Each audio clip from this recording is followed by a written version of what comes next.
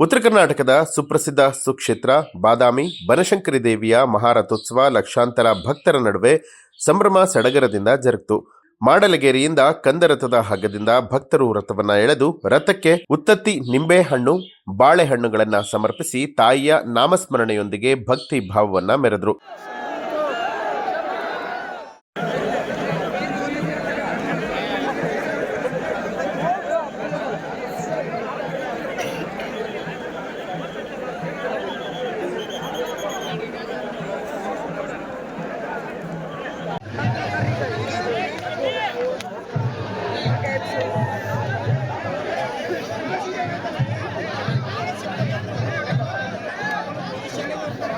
ಮಹಾರಥೋತ್ಸವಕ್ಕೆ ರಾಜ್ಯದ ವಿವಿಧ ಜಿಲ್ಲೆಗಳಿಂದ ಹಾಗೆ ಹೊರ ರಾಜ್ಯದ ಲಕ್ಷಾಂತರ ಭಕ್ತರು ಮಹಾರಥೋತ್ಸವದಲ್ಲಿ ಪಾಲ್ಗೊಂಡು ದೇವಿ ದರ್ಶನವನ್ನ ಪಡೆದರು.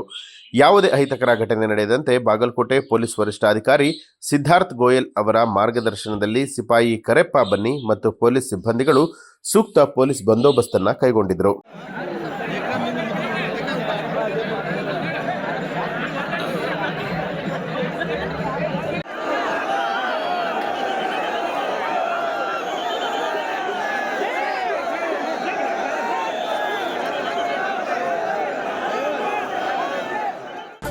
ನ್ಯೂಸ್ ಅಲರ್ಟ್ ನಿಮ್ಮಿಂದ ನಿಮಗಾಗಿ.